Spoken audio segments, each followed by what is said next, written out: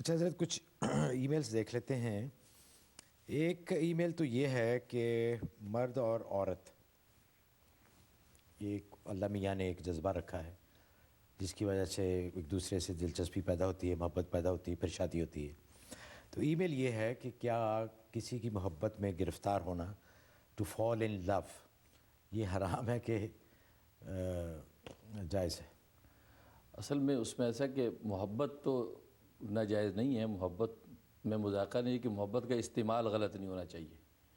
آج کل محبت کا استعمال غلط کیا جاتا ہے کہ شریعت کے سارے تقاضے توڑ کے نامحرم کی ملاقاتیں، ایک دوسرے سے گفتگو، یہ ساری یہ حد بندیاں ہیں. ہاں، محبت کا یہ ہے کہ دل میں اگر کسی کی محبت ہے، اور بعض روایات احادیث میں آتا ہے دل میں کسی کی محبت پیدا ہو گئی ہے تو اس کے لیے دعائے خیر کرے. اور اگر جو ہے وہ مرد عورت کا معاملہ ہے تو حدیث میں فرمایا کہ اس کا بہترین منزل یہ ہے کہ ان کا نکاح کر دیا جائے.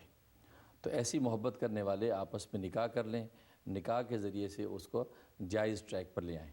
لیکن آج کل جو مغربی انداز محبت کا، آپس میں ای میلیں کرتے ہیں، ڈیٹنگ کرتے ہیں، بات چیت کرتے ہیں، گپے لگاتے گھومتے ہیں، یہ بالکل حرام ہے.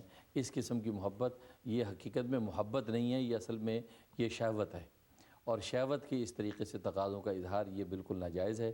ہاں، سچی محبت پاکیزہ اور اس کا طریقہ میں نے بتایا دلی دل میں ہے، اور نکاح کے ذریعے سے اس کی تکمیل ہو سکتی ہے.